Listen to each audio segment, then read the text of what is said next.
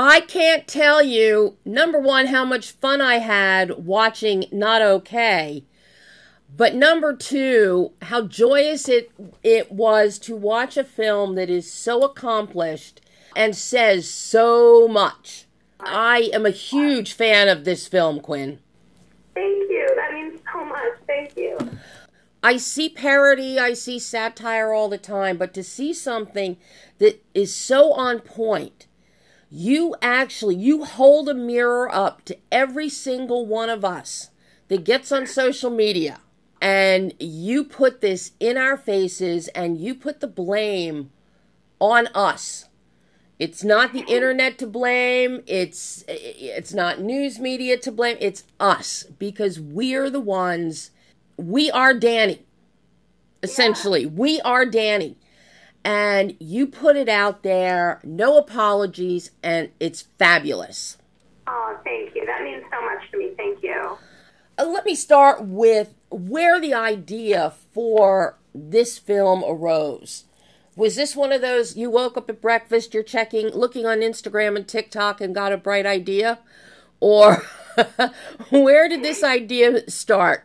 I mean, I think it honestly started with exactly what you're saying about wanting to do something that was like satire that put a mirror back to society, which was, I started writing the script in 2018, and at the time, every time I checked my phone, I felt like I was looking at the worst news I had ever seen directly next to sponsored ads and like trending headlines about makeovers and influencers, and it just felt so surreal to be living in that world simultaneously, to like literally just scroll past news about a school shooting and just land on like a skincare ad every day, and existing in that constant state of anxiety and information overload and cognitive dissonance online was such an interesting feeling that I hadn't necessarily seen addressed in a film yet. And Danny was a character that I had created when I was really young, and I had tried out in a few scripts as a form of like brutal self-satire, where I was like, who do I become if I was not critical of myself at all and I indulged in all of my worst qualities? And like, who is the ultimate like young privileged white woman online who has no self-awareness? And so for me, like, that is where Danny came from, and this concept was really about, taking those two elements of the internet that I was seeing on a daily basis and mashing them up into kind of a crazy concept. Well, I don't think it's crazy. I think this really, we should be embarrassed. Because we really should. Society should be embarrassed to watch something like this and realize this is what we are all guilty of doing. And it does. The whole thing, and this is where your visuals, you've got this great concept. You've got Zoey, who is amazing as always. And I'll get into Zoey in a minute. But the concept, where it comes to life, is through Jason's production design, Katy Porter's set dress, and Sarah Laux' costuming. Because those three elements combined, it's like you and your DP and each of your department heads just went through TikTok and Instagram and pulled everything right out of there and threw it all into Danny's apartment, threw it all into her clothes, and it was an explosion all in one place. Stunning. Absolutely stunning. You could see. I appreciate that, and thank you for shouting out all my department heads. They all did such incredible work. I mean, like, it was so much fun getting to design the look for this, and especially for Danny, as someone who's chronically online.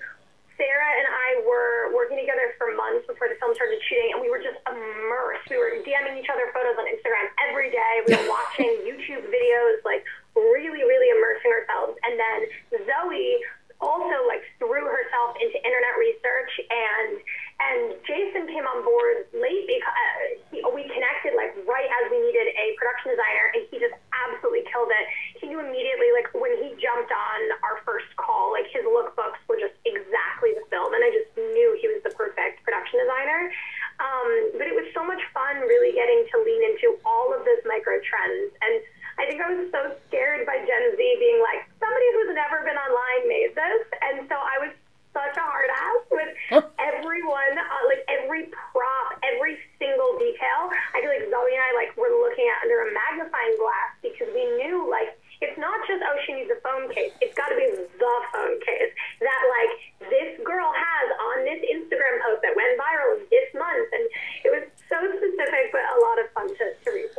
I mean, right down to things like the beaded wrist lanyard that she has her phone hooked up to.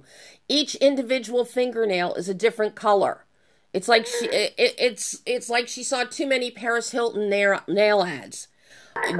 Dip it in this color, this color, this color. Even her apartment, her laptop. Those stickers on the laptop are very explicit. It's so funny because I am sitting here on the Zoom with you and I'm looking at my own laptop, which is based off of covered in stickers, and also my own phone, which I have the little string thing on because the brand sent me a bunch after we made the movie. And I'm like, oh no, it's Danny, it's happening. But yeah, I mean, we did the laptop. We literally sat, like, art department gave us all the stickers, and then we sat and, like, arranged them ourselves. And I was literally, I mean, it got as specific as me being like, can I get a holographic frowny face sticker made for the laptop? Can we get a depravity sticker that looks like this with this color palette? And it was, I am so obsessive about details. Like, that's what means so much when people notice them, because there's so many hidden jokes in the movie in those details and so many references that are, you know, it was a lot of fun. But it speaks volumes as to who each character in this film is. This is the equivalent for back in my day when you used the brown grocery bags as book covers and you doodle on them, but you were very specific about what you would draw, where you would put it, and how you had to leave room to write cheat sheet notes for when you were taking a test in school. And that's essentially what the laptop cover is now.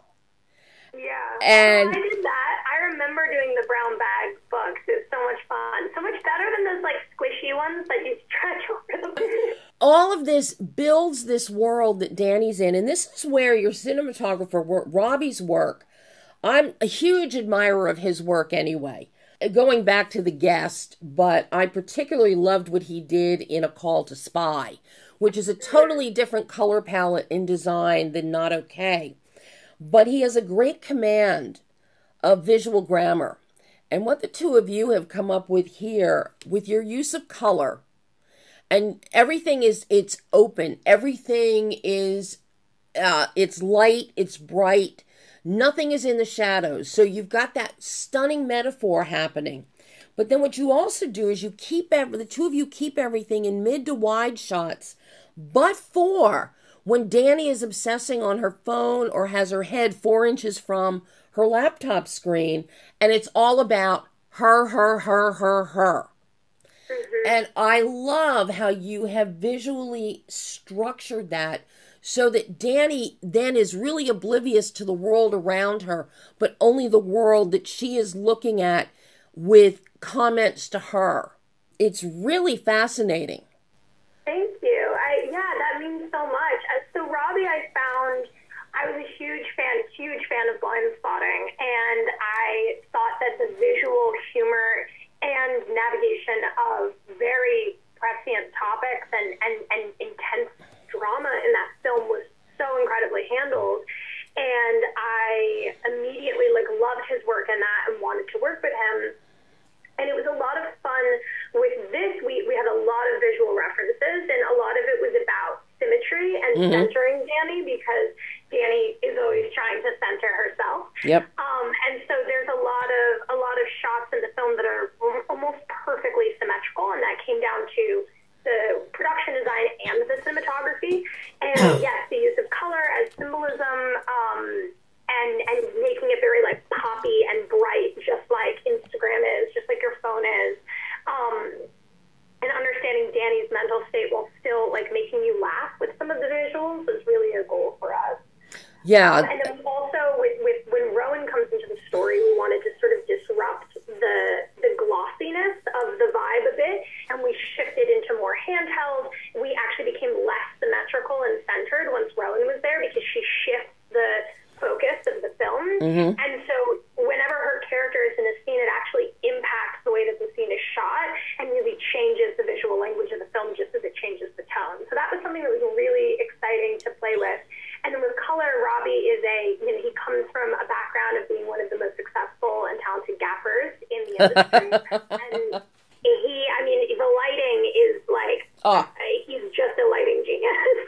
And even within Danny's apartment, And the use of the twinkle light, the fairy lights up on the wall, framing almost like a headboard kind of thing on the wall. And that, and bringing in those bluer and purple tones on that wall, contrasting the brightness of the laptop. Really, the lighting design is wonderful. It really is wonderful. And then the camera, the visual, the movement of the camera plays into all of that. And I love, and I'm so glad you mentioned it, when Rowan comes into the picture, everything gets a little bit rawer and a little more off-center because Danny's world is about to break down. Yeah, and because it's no longer just, it's the film's way of nodding to the fact that it's no longer just about Danny. It's right. Actually Rowan's story, and that, yeah, her world is so much more grounded than Danny's is. So it's so exciting to talk to somebody who's like noticing all of that because it's so intentional, but you always sort of hope people see it. I can see you paid so much attention to detail, Quinn. You really did. And by casting Mia Isaac as Rowan, she brings a rawness, a realness, a non-glossy, shoot from the hip, going with her emotions rather than creating emotions such as what Zoey brings with Danny. And I love how you made Danny a photo editor, because a photo editor can create her own world, and that's what Danny does. So, I mean, right down to that, and the contrast, the pairing of Zoey and Mia is fabulous casting. Thank you. I really appreciate that. I knew as soon as I saw Mia's tape that she was Rowan. She was exactly how I pictured her. And it's funny because, before you're on set and you're shooting, a lot of your job as an auteur, like as a writer-director, is convincing people that it's going to work in execution. And it's interesting because their performances are so different and their qualities as actors are so different, and they really encompass two very different realities, which was what I wanted between Danny and Rowan in the film. That's always how I saw it in my head. But there is, of course, that funny moment where you're like talking to one of your producers and you're like, it's okay. Like, Weed Boy Colin at the tooth whitening party is okay that exists in the same movie as this like gutting emotional spoken word that is going to make you cry. And I was always like really like, I'm going to just have faith that this will all work and come together. And it's a huge testament to everyone who worked on the film that it did. Well, very quickly, I know you just mentioned the teeth whitening party. I have to say, that bathroom and the sex scene in the bathroom, that is so gorgeous. That is so beautifully designed and shot. I just have to tell you that. I appreciate it. You like the smile girl? Yeah, she's having the worst sex of her life. I know. And the Zoe's faces are just incredible. She can give you some of the best facial expressions. Her face, and literally so many, at our first test screening, so many people were like, specifically her face after the terrible sex in that scene is like the best moment in the film, and I have to agree, it's pretty great. She can do disgust like no one else. I know. And your supporting cast, number one, Dylan O'Brien is unrecognizable. I was doing double and triple takes throughout the whole film every time he came on screen.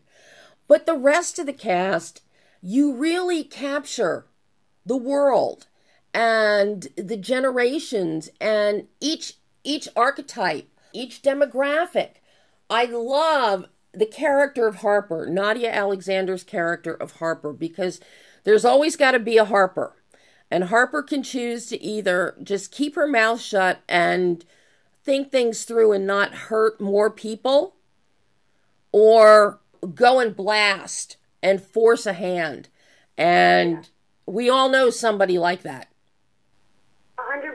I mean, it's so funny because, with Harper, so I wrote that role for Nadia, who is the lead of my first film and is also my partner, and she's so talented. And I wrote the role for her, and it was fun because Nadia has such a great resume of playing villains, and I wanted Harper to feel like a villain through Danny's eyes. Even though Harper is usually doing good things and Danny is doing terrible things, Danny would feel that Harper was the villain. She's like her nemesis. And so it's to me a really great thing and something Nadia really fought for whenever it was like questioned, because in the process of developing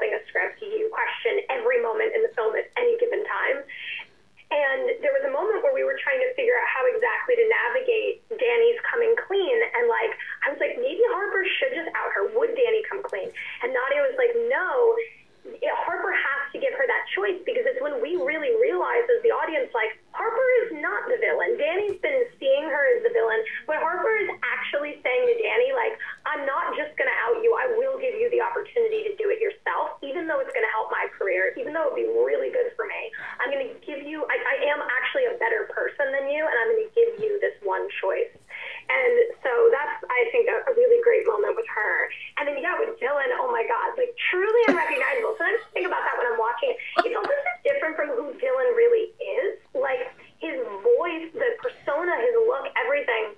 Like he really completely embraced the like scumbro, fuckboy, Justin Bieber, Pete Davidson, MGK thing, like outrageously. And it's crazy. No, there's a lot of great comedy actors too that we got, like who I was just really, really excited and honored to work with. Like somebody like Karan Soni, who I've been a big fan of for years, doing like a really small role, but a role that just makes me laugh every single time I watch it. It was honestly an honor. Your supporting cast is just incredible, and everybody really gets their own moment.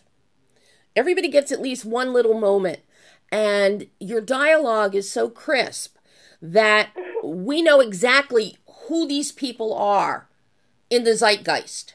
And that's not easy to do with just one or two lines, but you succeed, and you do that quite well, Quinn. Thank you. I appreciate that. And it was fun to play with. I always have a really good time playing with tropes. Like, it's something that I feel like growing up, I was an actor, and you audition for a lot of characters that fall into very specific tropes. And so I think both my first film, Blame, and with this, I really like to touch on and unpack tropes so that you play with them. And so it's funny because I think a lot of the characters in this around Danny are larger than life. Like outside of Rowan, who's very, very grounded and real, I think there's a lot of characters that fall into kind of classic tropes, specifically because I was trying to reflect the way that Danny sees the world. She's not that interested in the backstory of her coworkers. She sees them as people who fit into the way she views the world. Yeah. But it is, of course, funny because when you do something like that, it's same thing with Blame. Like sometimes you get called out by reviewers who are like, "Oh, you're playing into tropes," and I'm like, "I'm trying to comment on tropes, but I get it. It's fair criticism." Well, I have one very important question to ask you, Quinn. And that is, without giving away spoilers, the end of the film. That ending, I found it so empowering.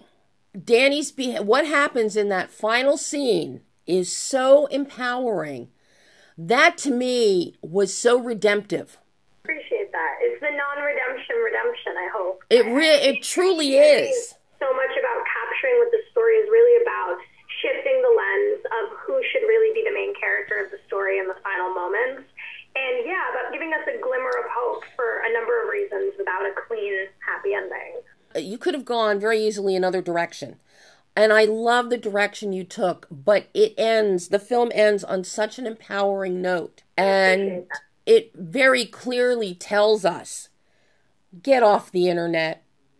Get away from the social influencers.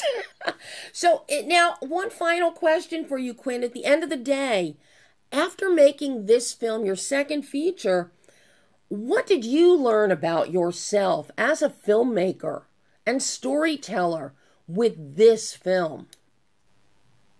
I mean, every project I work on tells me something a little different about myself. I mean, Danny is a character that was born out of a desire, I think, to unpack and self-critique my own privilege and the privilege of a lot of people around me. And so I think that it really helped me on my journey to learning more about those things and those parts of myself. And, criticizing everything from my own relationship with my phone to my relationship, with my privilege and, critiquing my own voice and my own platform. So that was something I really learned from Danny, and I think even though my next project is something very tonally different, I was able to take that education from this into that, which has been very exciting. Well, I can't wait to see what you bring us next, Quinn. This has been a joy talking to you about Not Okay. And I hope this has been great. I hope we get to chat again in the future. Yes, I would love that. Oh, Quinn, thank you so much. Thank you.